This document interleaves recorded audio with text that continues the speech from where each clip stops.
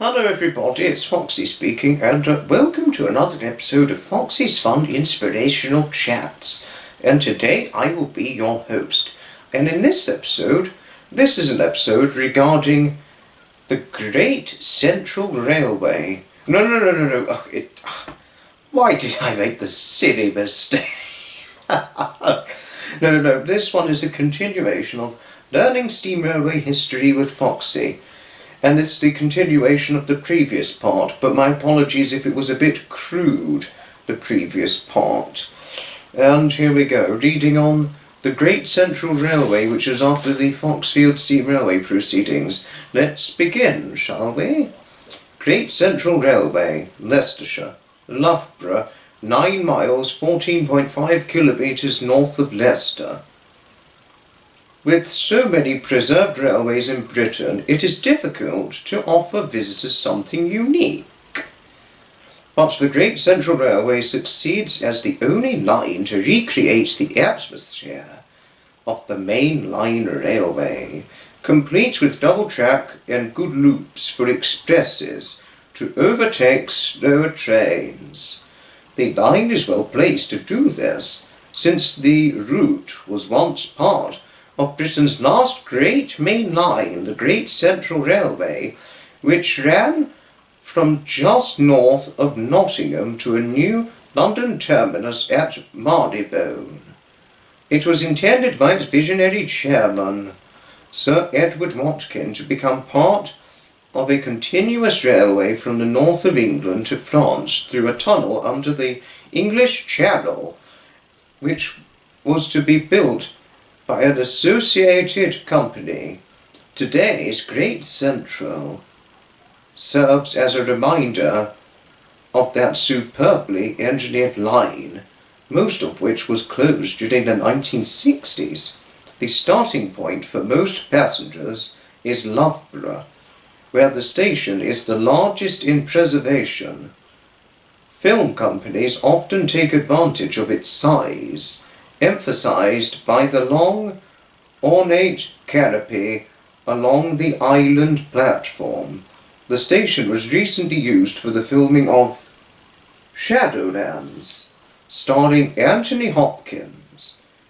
Before boarding a train, passengers are invited to inspect the impressive workshops and engine shed, which can be reached by a footpath to the north of the station.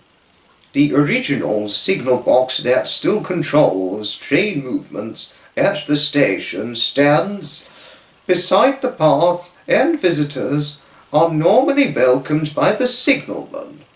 There is also a museum in part of the old lift shaft for luggage, which gives visitors a good idea of the history of the railway on which they are about to travel.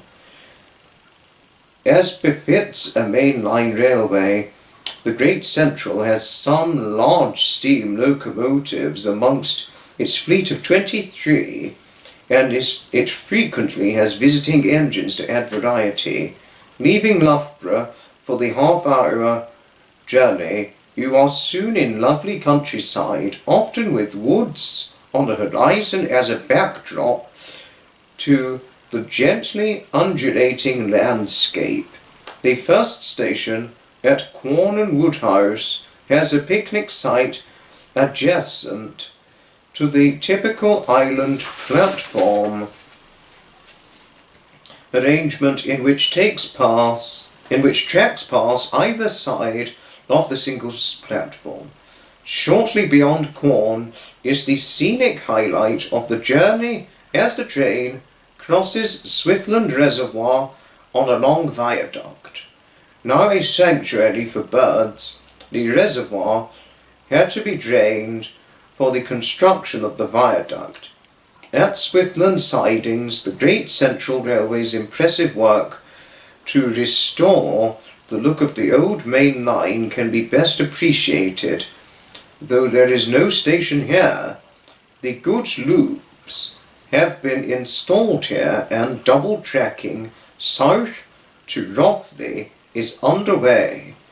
You may also see a goods train of seemingly endless coal wagons pass by, for another great central project is the recreation of the windcutter fast coal trains which once used the line.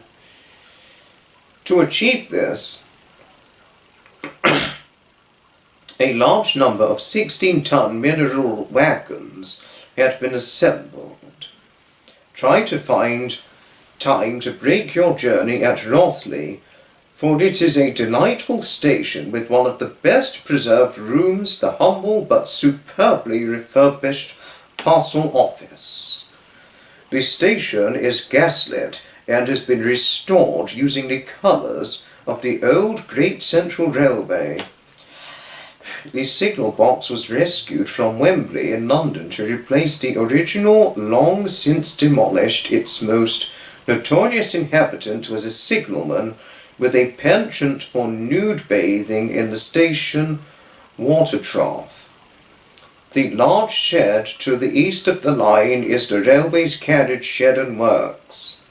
Leaving Rothley, look out for Rothley Brook, which was used as a canal in Roman times. Just beyond the site of Belgrave and Birstall Station, demolished in 1977, is the Great Central's new southern terminus. This promises to be one of the most ambitious ever projects in railway preservation, for the intention is to build a 3-platform station with a 2-story building based on Marylebone. A new engine shed, turntable and museum will be provided, with events, lawn and adjacent nature reserve. One day the Great Central may operate trains to the outskirts of Nottingham, for at the country park at Ruddington, an affiliated group is creating a northern base from which it is hoped to lay track to the south. This would double the present run of 7.5 miles, 12 kilometres. Train service, weekends all year, weekdays from June to September. Centre specials, telephone 01509 230 726.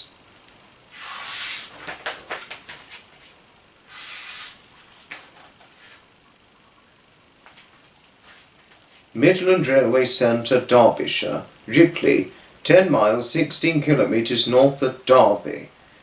The Midland Railway Trust is not just for railway baths, though it does have an excellent working line of 3.5 miles 5 kilometres, with 3 stations along the way. One of these stations also has a large museum, a farm park with lots of animals, a country park and a narrow gauge railway. Tourist railways are increasingly trying to expand their range of activities or points of interest to broaden their appeal, and in this respect the Midland Railway Centre has succeeded admirably.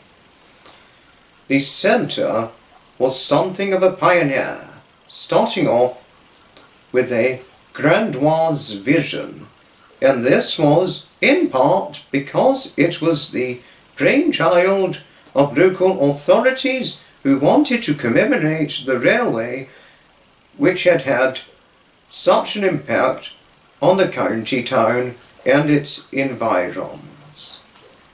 Credit for the realisation of this bold plan, however, is due to the volunteer organisation formed to support the venture, since local government reorganisation ended the role of local authorities as the driving force.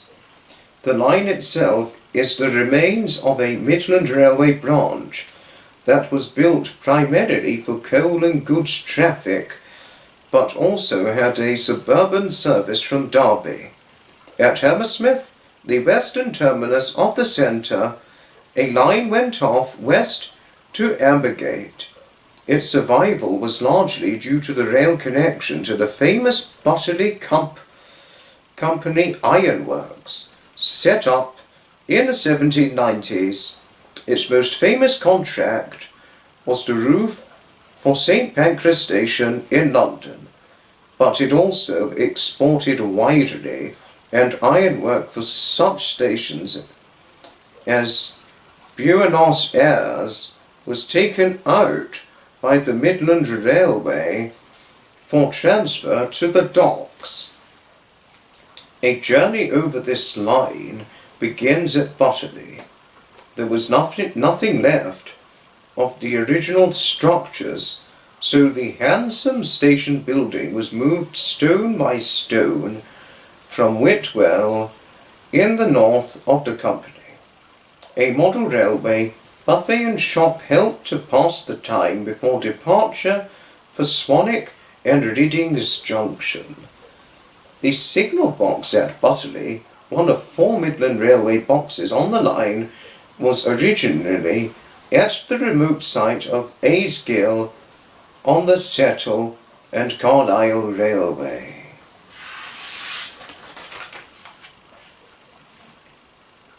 The Centre's Museum, best visited on the return journey from Riddick's Junction, is passed on the right as the train steams past Swanwick Junction. As the valley opens up, cottages beside the Cromford Canal can be seen, and on a hillside to the south is a monument to William Jessop, who both built the canal and helped to found the Butterley Company. At Riddick Junction, the locomotive runs round the train before returning to Swanwick. In due course, the line will be extended to a new station beside the Nottingham-Sheffield line. The complex at Swanwick could take much of the day to see properly. It is dominated by the Matthew Kirtley Museum, named after a locomotive superintendent of the Midland who designed one of the locomotives in the museum. This huge building contains most of the centre's stock and also functions as a repair shop for both steam and diesel engines. Behind the shed is an engineering workshop to which access is limited, and beyond that a miniature railway. A road transport museum is under construction for the display of a collection ranging from early bicycles to double-decker buses. Past Johnson's Buffet, named after another Midland Railway locomotive superintendent, is Britton Pit Farm Park, centred on a range of brick buildings where a wide variety of animals can be seen at close quarters. Near the demonstration signal box, in which a signalman illustrates the intricacies of the job, a narrow gauge railway takes visitors into the 35-acre 14HA country park. Here, a network of paths leads to a series of ponds to the remains of Grumblethorpe Colliery and to the mouth of the Cromford Canal Tunnel. This was blocked off in 1909, following an earlier collapse through subsidence. The canal was finally abandoned in 1944, although recent restoration of the Ambergate Cromford section has returned boats to that part of the waterway.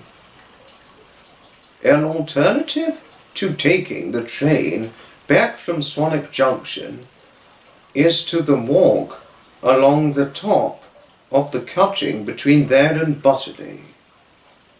However, westbound trains run through Butterley without stopping. So if you plan to do this, make sure you purchase a ticket for unlimited travel, which applies on all but a few special days. Then you can catch an outward train again and return the whole way by rail. The last section of the line is one of the most photographed, crossing a long stone embankment across Butterley Reservoir. This structure was built in the 1930s to replace a bridge.